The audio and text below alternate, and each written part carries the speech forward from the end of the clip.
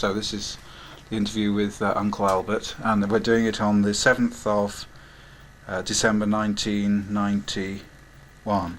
So the rudest questions to start with, I need to know how old you are. 73. 73, which means you were born when? 1914. Almost the last year of the war, actually. Right. And you you've lived in, you were in Somerton now in... No, I was in Kent in those days. I lived in Kent until 1939, when Militia declared that some people should go into the army, and I was called up with the first batch of militia. 2 months later, war broke out, and instead of serving for 6 months with the army and 4.5 on the reserve, I was automatically drafted into the colours, which I served then for 1945. Now I don't understand what colours are. Can you explain that to me? In other words, the regular army. Right. We came under all the rules and regulations of a regular soldier. Yeah. So what was your job then? In those days, I was with the signal platoon of the 4th Battalion, the Buffs, the East Kents. What does that mean? What signal platoon? What jobs? Communications. Right. So what was your job? Any. We were still training, you see, really. We were still learning Morse code. In those days, we don't laugh, we were still learning semaphore. Mm-hmm. Wireless communication was something which was almost unheard of in 1939. Mm-hmm. So you were learning what to tap it out, were you? Yeah. Yes. And was that your job then, when in wartime? As a signaller, it was part of our job, yes. Mm-hmm. But it was never really put to the test. We had communication, yes, for telephone and what have you, but actual Morse code was never really put to the test at all. Right. So just go back again and explain to me. You were called up to join the army. I was called up to do 6 months as a reservist, a conscription act. But war broke out, which cancelled all that, and I was automatically drafted in as a full-time soldier. Right. And where did you have to go to start with? That was in Canterbury in Kent. We had until October 39 there, and then we were drafted to join the 4th Battalion, the Buffs, which was a territorial regiment. The group of militia joined them to make up a full battalion strength of something between 600 and 700. And within a month we were sent to France with the BEF. The British Expeditionary Force. Expeditionary Force, yes. Yeah. We were in the south of France from November to about mid-April, same time as Jerry broke through the Maginot Line. Then we were moved from the south of France right out through, and we travelled against the refugees that were fleeing south. And whenever you see refugees on the television today, it was something that comes back so vividly, because the first ones that you met were the ones that were driving their big Citroen cars, and then the ones were on the smaller cars, and the ones that were with push bikes. And by the time we got up to the far end of the north of France, there were the ones there that were just struggling along with bag on the back and what have you. But just explain to me again what your job was at that stage. Did you have a gun? Were you oh yes, yeah. yes. We all had a gun. By that time, I was in B Company office as a clerk responsible for the particular company. Every company had a clerk, you see. You had headquarter company with the orderly room. Then you had A, B, C and D, and each company had a clerk responsible for day-to-day returns in general administration. And how did you feel about going off to France and all that? Was it? Can you remember your feelings? Was it frightening, or were you proud, or what sort of? Well, I think one has to say one's proud, John. I don't think there's any doubt about that. Frightened? No. Apprehensive? Yes, because you didn't know what was going to happen. Mm. And then when you started seeing refugees, was that the first sort of sight of war? First. The results yes, of it. Yeah. And even then, we never really got mixed up with it. We were moving as a brigade, and a brigade is 3 battalions. We were the 3rd in the row. The first 2 got over the river bridge bridges at Aberville, and then they were bombed by Jerry, and we were on the wrong side. And immediately our battalion was despair. We had no command to answer to, nobody wanted us, and we wandered around. And during the period that we were wandering around, Dunkirk took place. And all the evacuations that happened at Dunkirk, we hadn't the faintest idea were going on. So you were left We came stranded? out a week after Dunkirk. Came out? Yes. What, back to England? Brought back to England, yeah. Mm. So when did you go overseas again after that? That would be in June. I think it was June the 1st or June the 2nd we actually got back to this country. We were sent down to the Welsh border, and we were down there until October, during which time I got married. I married Edna. And we had virtually a month together, and then we were sent to Malta. We landed in Malta on Remembrance Sunday, 1940. I remember that because we went out, we travelled out from Greenock on a commandeered liner, the Louis Pasteur. She'd been commandeered in Halifax and come over with one lot of Canadian troops. As a liner, she hadn't been fitted out as a trooper, and we went through to Gibraltar with her still as a liner, luxury travel. And we transshipped there onto the battleship Barham, and the Barham took us through to Malta. But one day out of Malta, we met the home fleet, the Hood, the Rodney, the Nelson, and the big boys, and they steamed round us as the Remembrance Day service was carried out on board our place. The divisions on the various ships as you were going round, you could hear "Oh God, our help in ages past" echoing round and round. That was something I should never forget. I remember it every Remembrance Sunday. It was so vivid. Mm. And was there action going on around there as well? The home fleet left us and went up, I think it was to Taranto Harbour and shelled the harbour. The Italian fleet was in Taranto Harbour, and they went up and shelled them. So you weren't seeing action? We never saw anything of that. When we arrived on Malta, they'd had the first of the air raids. Mainly the Italian bombers were going over, but they bombed from about 25,000 feet. It wasn't a case of hitting the target, it was a case of hitting the island. But we heard the 500th siren go, and we heard the 5,000th siren go before we left the island. Really? Why? What Well, kept you there? Hmm? What kept you there? We were part of the garrison, you see, then. In Malta? In Malta, yeah. So take me on then. What's the next? From Malta, so we had just about the 3 years there. We went to Egypt, and we were put on so-called rest. It's a village called Sporting, just outside of Alexandria. Sporting was a village that was being built by the Egyptians to host the Olympic Games had they been held in 1940. They weren't. And it was used as a transit camp for soldiers in transit. We had roughly a month there, and I was actually on leave at the time when, in Alexandria, when every cafe carried the sign outside, such and such a unit returned to barracks immediately. And of course eventually it was 4th Battalion, the Buffs, returned to barracks immediately. We went back. By that time I was Orderly Room Sergeant, and we found that we were ordered to Leros, an island up in the Dodecanese. We had 24 hours to get the battalion down because we were overnumbered. Get the battalion back to the 650, I think it was, at which we were allowed, and sailed from Alexandria. We sailed on the Eclipse, and the Eclipse was ill-fated. It never reached its destination. 2 days out, we ran into a minefield, and within a matter of 4 minutes, the Eclipse had completely disappeared. We had 196 of our boys, the Buffs, on board, and I was one of 33, I think it was, who got away with it. The rest were drowned.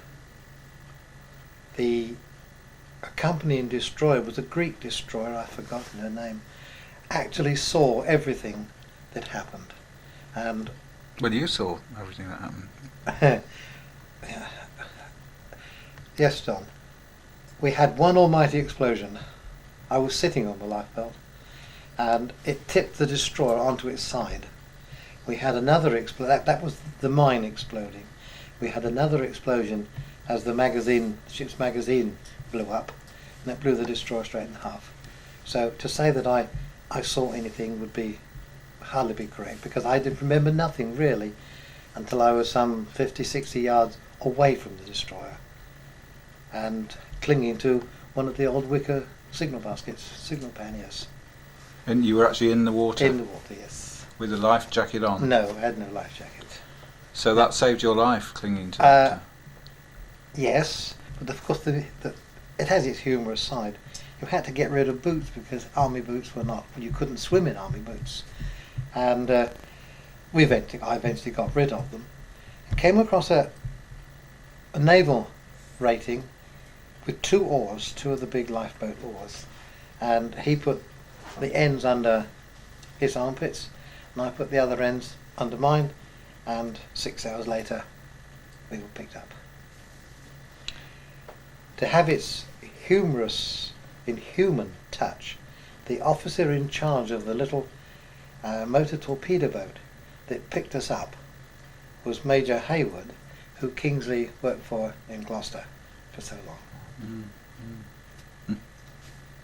What time of day was it when the ship was blown Exactly up? midnight. So it was Midnight. pitch black, Pitch presumably. black, actually. And we were picked up as dawn was breaking. I think it was 5 minutes to 6. But when you were in the water, you had no way of being sure that anyone would pick you up. Not a clue. No, So it must have been no. terrifying. It was. There was no getting away from that. And the sounds and sights of death all around you. You couldn't see, but I've only got to shut my ears for 2 minutes and I can hear the sound, the noise that went on. Was that the worst thing that happened to you, do you think, in the wartime? Yes, although I had 3 very near misses.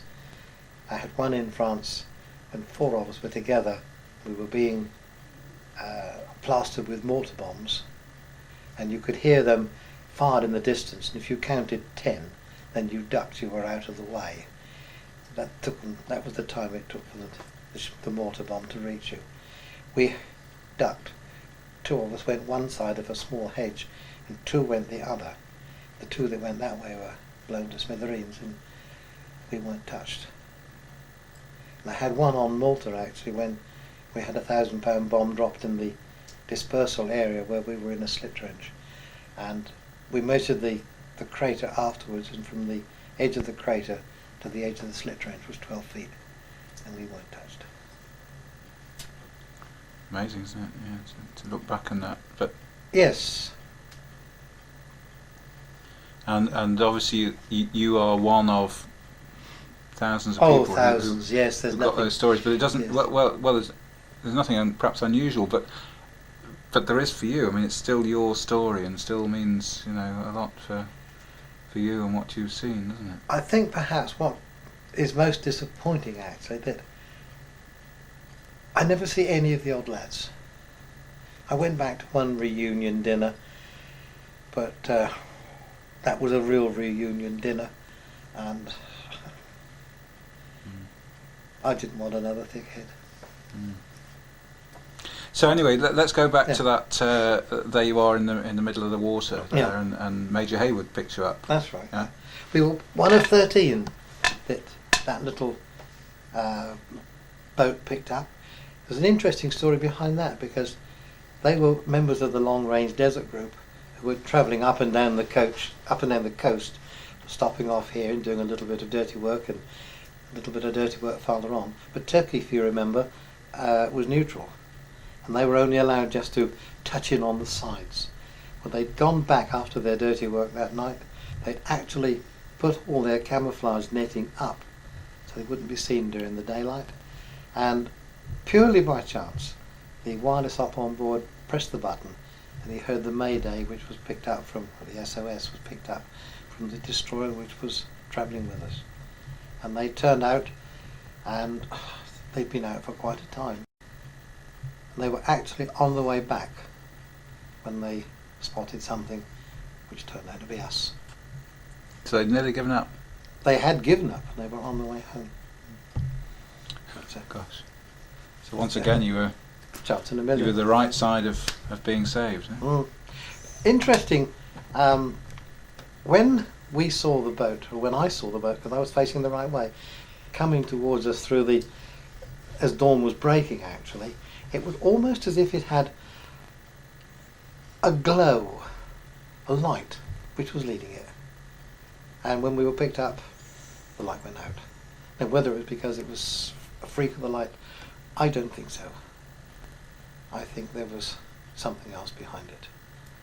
I think there was someone else that was guiding it. Mm. Well, before that happened, when you were in the water, what were you doing? Were you preparing to die? Did you think you would? To begin with, yes. I even went so far, oh blow it, I'm not going to try anymore, you know. And then I didn't like the water when it went over my head, so I came up again. But after that, no, I was convinced that we should be picked up. Were you? Yes. Mm. I was certain of that. I didn't. And then when were you picked up? What We were happened picked then? up. We were taken. We were tied up with these long-range desert group boys for 24 hours, where they argued as to whether they should land us on Turkish soils and we'd be taken, well, not prisoners, internees, or whether we should go through to Leros the following night. Well, we went through to Leros the following night, and as orderly room sergeant, I automatically had a job awaiting me there, if only to find out who'd been drowned on board boat. I had two clerks travelling with me. They were both drowned. I'd left one behind in Alexandria, and he came by with the rear party, and we linked up about 3 days afterwards. He came through all right. But we had, what was Leros? It was a shambles from beginning to end. They'd landed troops on 3 islands in the Dodecanese, and the other 2 Jerry dropped paratroopers on and just cleared them up immediately. And of course it wasn't very long before he dropped paratroopers on that particular island. It was egg-shaped, and we were in the bottom half and Jerry was in the top half. And he had air support. He had everything that you could think of to support him. We had nothing, and he just came straight down through. So what, they sort of more or less rounded you up, did they? We were rounded up, yeah. And that's where you were taken, taken prisoner. Yeah. And when was that? Which year was that? That was in November. No, everything happened in 43. Right. That was in November. That was only 6 weeks after leaving Malta. We were, as you say, in the bag. We were transshipped from Leros to Athens, and we were put into a riding stable there. Something like 1,000 troops that had been gathered up from our unit in around, and we were held there for 3 weeks a month, I should think. And Jerry would occasionally take us out and walk us around the streets of Athens with cameras on every corner saying these are all the thousands of prisoners that we'd taken. You'd take another 1,000 on the next corner, of course, the same troops all over again. But it was... very little happened there. But one thing did happen though, John, which has puzzled me and still does puzzle me. I was told to report to the dentist. Well, my teeth were all right. I didn't want to go to the dentist. And in fact, I was taken down into Athens with an armed guard into the dentist shop. The dentist was an Air Force officer. He switched on his drill and just put it on the table. And he said, "Now I know you're off the Eclipse, HMS Eclipse. I know you lost quite a few lads and drowned and what have you. No, you come from malaria. So I know all that. There's no, there's no propaganda about that at all. He said, if you'd like to let me have the names of those who have lost their lives that you know were killed, let me have them. I will see they get through to your colleague who was in Cairo. And with that he switched off his drill, told the guard I could go back, and I found I had an appointment for 3 days later. Went back to camp. We had a yarn with 2 sergeant majors who were in the unit. We came to a conclusion that nothing but good could come out of it, because the jury knew he'd drowned 1,000 blokes or 100 chaps. It wasn't going to make any difference to him, whereas it might help somebody else. So Freddie Bloomfield, my clerk, we endeavoured to compile as good a list as possible of people who died. People who we know were drowned. And then I reported sick again, and I found after the war that within 3 days that list had got to Cairo. Really? Now, who he was, this He was so-called British? dentist, yes, Yeah, he was yeah. British. Who he was, what he was, or what he was doing, how he got it through, I shall never know.